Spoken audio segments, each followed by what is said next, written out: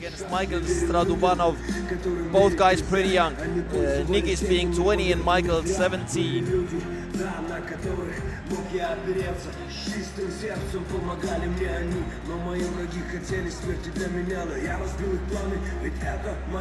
Kurpenieks now, settled into his corner, awaiting his competition in Stradubanov. The ref will have these two touch gloves, and then we'll get the action underway. No hitting in the back of the head. That's a good rule. Don't kill each other. Try not to. Or maybe try to, but don't manage. That would probably be for the best. Round one, we're off. Oh, good left hook to the body there. Not sure if it landed, but oh, good head movement as well. Michael got the center of the ring early. You know, for these boxing matches, I definitely would say that the four-cornered ring is much better. Oh, early action here. Because I would like to see the fighters corner each other and trade in the corner, but here it's moving around all the time.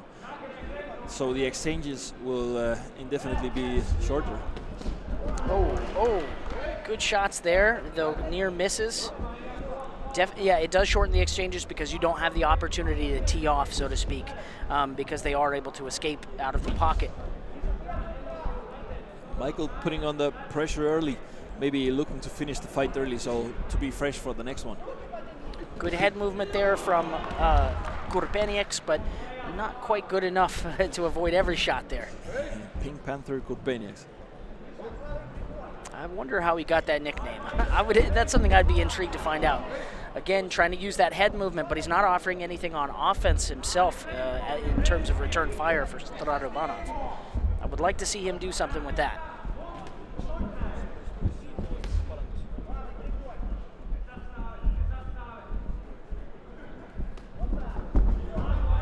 Just barely making a miss every time, which is good to tire him out a little bit, but of course, he's got to still return fire in order to score himself.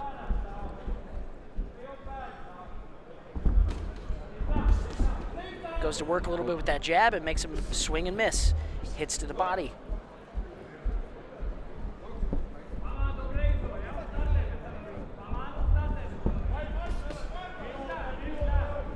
I do wonder if Kurpenieks is trying to tire him out.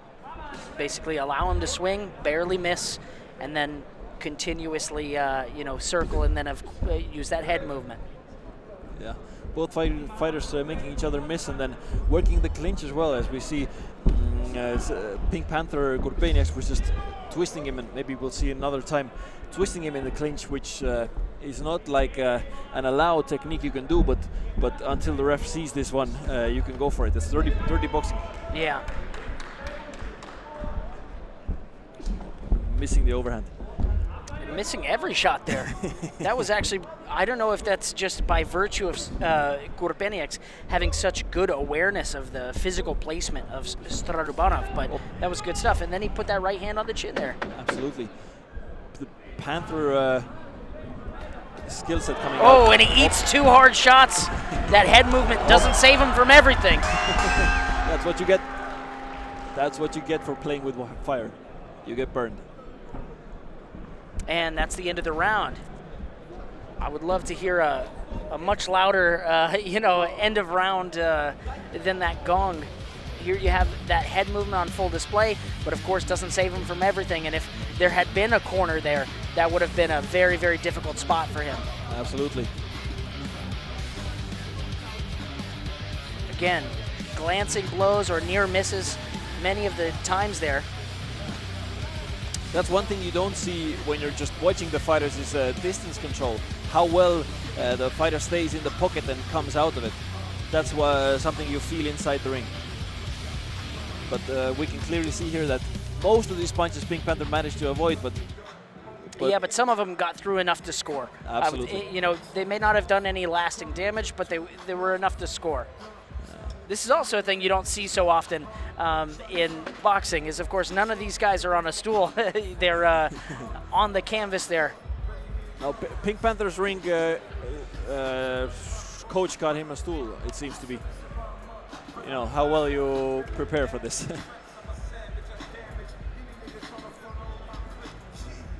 just about to start the second stanza of this, our second in our 4-man boxing tournament.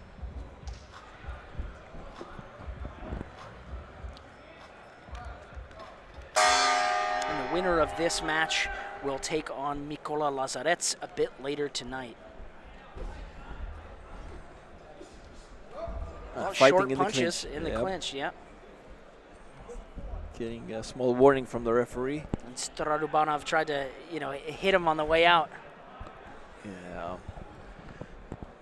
You got to do anything and everything when you're inside the ring, just to take the win home.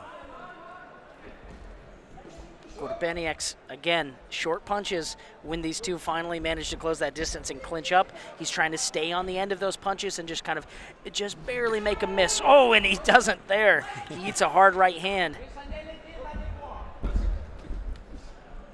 And the Pink Panther doing a good job of working the body as well, working the body with the lead jab. Yeah, and trying to keep him guessing with that head movement and those feints. Again, there he got him on the back of the head. That's not nice. Referee gives him a warning. Dancing around now, feeling good. Oh, it looks like maybe an uppercut, but I couldn't quite see if it landed there. The referee's placement was not ideal. Stradubanov has stopped throwing his huge overhand rights. It was maybe too easy. Yeah, energy conservation perhaps, or perhaps, or it seems to me that the Pink Panther was just seeing them too easily. Yeah. Opa. Pink Panther with good head movement there to avoid some of these shots, try and land some of his own.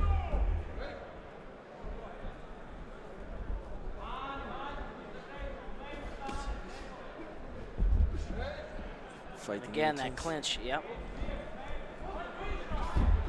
Oh, good left hand there. Oh, and a good, yeah. The clinch is also a dangerous tool that the boxers have to learn to use, because you can fight yourself, get in the clinch with a combination, then rest for a second and then exit the clinch whenever you feel like it. But it's a problem for the opponent when he's not ready for you to exit, and then boom, surprise him with a quick combination on the way out. Yeah, in a multi-fight tournament like this, though, one of the dangers of this clinch-heavy approach is that these guys. There's been very near clash of heads a couple of times here when you just enter like that, and that can be dangerous. A cut would be devastating in a tournament like this. But the clinch in this fight is much more used than in the last fight. Yeah, absolutely. And I do wonder what that would give us if we do end up seeing a Kurpenieks victory. What does that look like against Lazarets, who has, such a, we'll call it, battering ram style versus this, which is much more mobile, much more aware of the clinch as a tool. And Kurpenieks almost using the clinch like a Muay Thai fighter, pushing the head of Stradubanov away each time. It's a small detail, but it's going to add up for the third round. Yeah, it's an important one. And when somebody is controlling your posture, obviously they're in control of your energy expenditure. Absolutely. Highlights.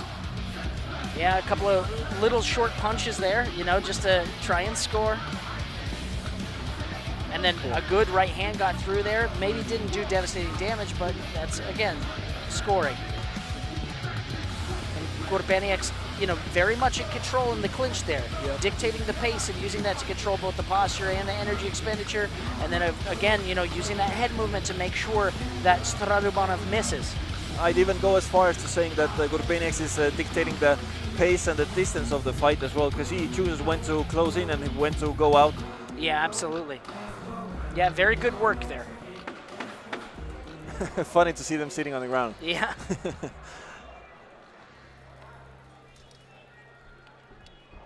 Kurpenieks very much looking as experienced as his record would indicate.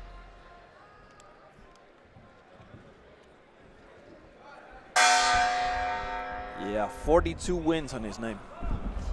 Round 3. Up and a nice sidestep by Kurpenieks. But Stradubanov also landing a good few punches. Kurpenieks, using that head movement and slipping there, but not always staying, not always keeping his eyes on Stradubanov, which would be a little bit dangerous, I think, against Lazarets.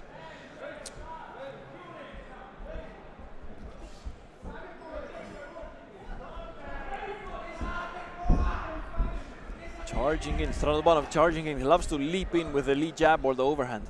This is going to be, if he is victorious and he has to go and take on Lazarets, that's going to be an incredibly interesting fight. And I do get the feeling that he is really pulling away here because, as you said, he is dictating the distance. He is scoring those little shots, as small as they may be, in the clinch, but he's saying, when do we clinch and when do I avoid? And that's important. This fight is going in his favor, in my opinion, though I am no judge. What I would love to see more of him is avoiding the punches, because he's taking a heavy punishment himself. Here he controlled the posture and then tried to put that right hand over the top on the exit. Good work. But he does have a little bit of visible damage as well on that left, under that left eye. Some swelling. I think it's from a headbutt.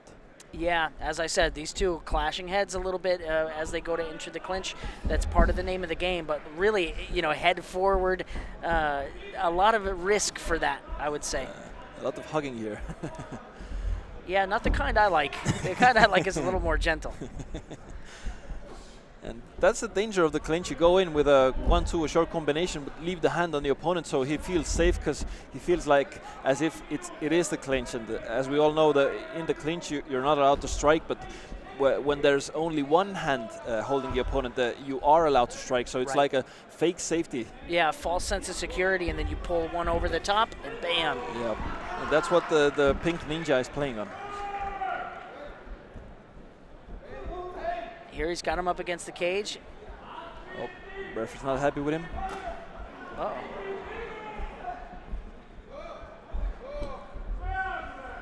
A little bit of hugging, as you mentioned. Not so much dancing anymore, just these two guys going at it. Yeah, but the way that Kurpenieks leads with his head, I get the feeling that if he tried that against Lazarets, that would be a very, very dangerous play. Absolutely. Stradubanov did a good job of finding the head in the first round. Got a clean hook in, but not so much in the second and third. Again, a credit to Kurpenieks being able to control the distance. And there we have it, the end of round 3. Wow. Very interesting fight. You know, I very much like Nikijs Kurpenieks' movement and his head movement and his ability to dictate and control the distance at which this fight takes place, as well as, you know, able to enter into the clinch when he wants, right? And forcing a lot of energy expenditure here from Nikijs Stradubanov. Absolutely. Landed strike-wise, I don't know which did a better job, but Kurpenieks definitely did a better job of controlling the distance and the pace of the fight. Let's go to the judges.